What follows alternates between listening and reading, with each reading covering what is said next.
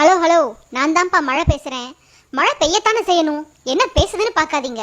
என்ன பேச வச்சதே நீங்கள் தான். கொஞ்ச நாளைக்கு பூமி பக்கம் எட்டி பார்க்காம இருந்தா கழுதைக்கு கல்யாணம் பண்ணி வைக்கிறீங்க, கோயிலில் யாகம் பண்ணுறீங்க, கூட்டு பிரார்த்தனை பண்ணுறீங்க. சரி, கழுதை கொஞ்சம் பூமி பக்கம் எட்டி பார்த்துடலாம்னு பார்த்தா சபிச்சு கொட்டுறீங்க. பருவ மழை காலங்களில் கட்டாயம் எட்டி பார்த்துடுவேன். அது இல்லாம நான் பூமிக்கு வர்றதுக்கு பல காரணங்கள் இருக்கு. வெப்பச்சலனம், காற்றழுத்த தாழ்வு மண்டலம், வளி மேலடுக்கு சுழற்சி, புயல்னு பல காரணங்களை சொல்லிட்டே போகலாம். இந்த காரணங்கள் எல்லாம் இன்னைக்கு நேற்று வந்ததில்ல, காலங்காலமா இருக்கிறது தான். ஆனா முன்னாடியெல்லாம் நான் பூமியில விழுந்த உடனே எங்கேயும் தேங்காம கடலுக்கு ஓடிடுவேன். இப்ப நீங்க பண்ணி வச்சிருக்க வேலையால தான் அங்கங்க தேங்கி நின்றுட்டு உங்ககிட்ட பேச்சும் வாங்கிக்கிட்டு இருக்கேன். கொஞ்சம் புரியுற மாதிரி விளக்கமாவே சொல்றேன். நம்ம முன்னோர் ஏரி, கண்மாய், தாங்கல், ஏந்தல், குளம், குட்டை, ஊருணின்னு வெட்டி வச்சிருந்தாங்க. ஒவ்வொரு நீர்நிலையும் நிரம்பி அடுத்த நீர்நிலைக்கு தண்ணீர் போற மாதிரி வாய்க்கால், கால்வாயின்னு வெட்டி வச்சிருந்தாங்க. இதெல்லாம் ஒன்னா சேர்ந்து ஆறா மாறி கடல்ல கலக்கிறதுக்கு முறையா வழி செஞ்சு வச்சிருந்தாங்க. நான் பூமியில விழுந்து தண்ணீரா ஓடுற பாதையும் நீங்க அடைச்சிட்டீங்க. நீர்நிலைகளையும் மண்ணால மேவி மேடாக்கி குடியிருப்புகளை கட்டி வச்சிட்டீங்க.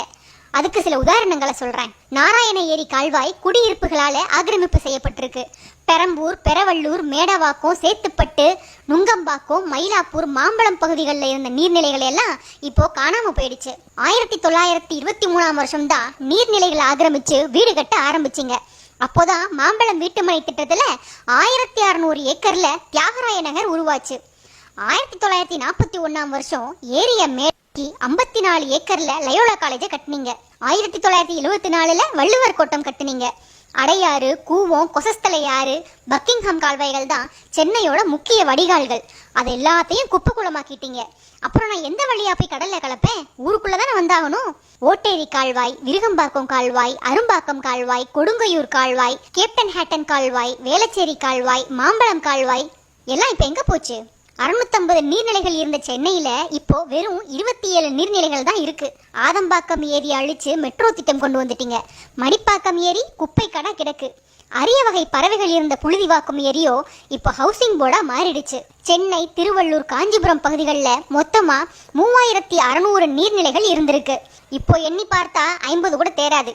ரெட்டேரியில இருந்த 15 நீர்த்தேக்கங்களை காணோம். 120 ஏக்கர்ல இருந்த மதுரவாயல் ஏரியோ இப்போ வெறும் 25 ஏக்கரா சுருங்கிடுச்சு.